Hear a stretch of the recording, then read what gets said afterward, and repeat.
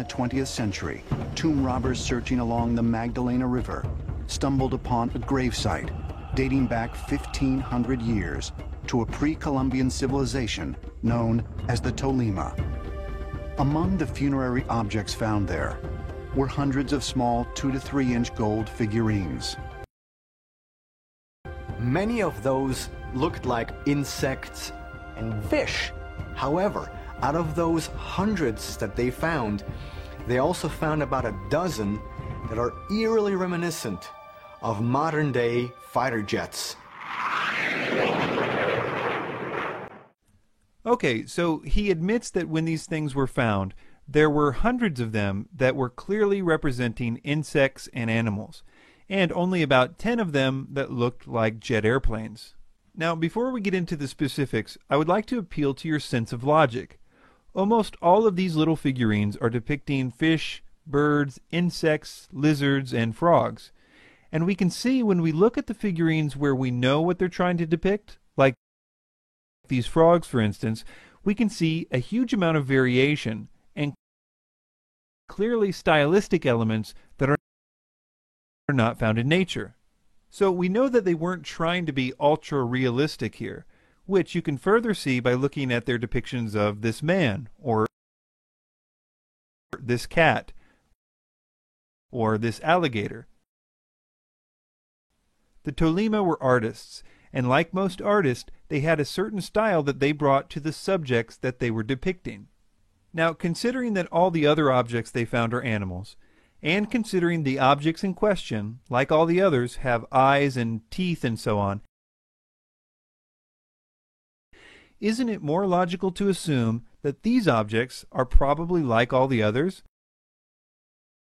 That is, that they are also depicting some kind of animal in a stylized way? Ah, but wait, Ancient Aliens has a false dilemma for us. And they have nothing in common with anything similar in nature. There is not a single insect in the world which has got its wings at the bottom. Now, when you exclude the possibility that it's an insect, one of the things which remain is the fact that this is actually, yes, what it looks like, a plane. Okay, let's see if we have this logic straight. Since no insect has these characteristics, it leaves us with only one other choice, which is an airplane. But I thought there were fish, birds, lizards, bats, and cats found too in the other 100 figurines. It would seem to me that he's kind of skipping a few options here on his way to the airplane conclusion. Let's take the most famous one, for example. This is the one that we will see later that they made a model airplane out of. The tails of all these figurines are vertical, which would make me think of fish, which also have vertical tails. One fish that the Tolima would have been familiar with is the sucker-mouth catfish. This might explain the round head and the big eyes, and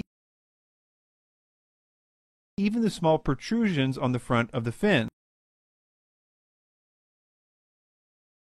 You can see that some varieties of this species of catfish have small protrusions on the front of its fins as well. When you look at the other gold figurines, you can see that not only were fish a common subject, but many different species of fish were represented. Because of the number and placement of the fins, fish are proposed for some of the other figurines as well. So when he says that no insect has its wings on the bottom, so it must be an airplane, I can only see that as deceptive, considering the placement and angle of the fins are perfectly accounted for in many fish species that were available and important to the Tolima culture. In other words, airplanes don't have a monopoly on being aerodynamic. To prove one of these figurines was aerodynamic, which according to Ancient Aliens proves it was a plane, they built a model of it. Here is what they say about it.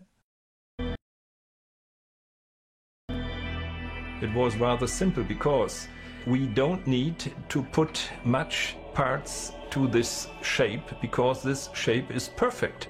Everything was already done by the native people 2,000 years ago.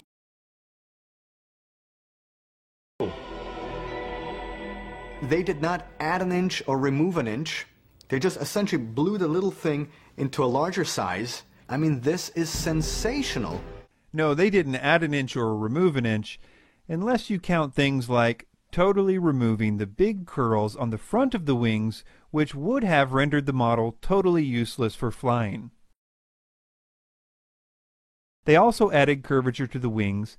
They added flaps, a landing gear, and one more little thing, a propeller and an engine.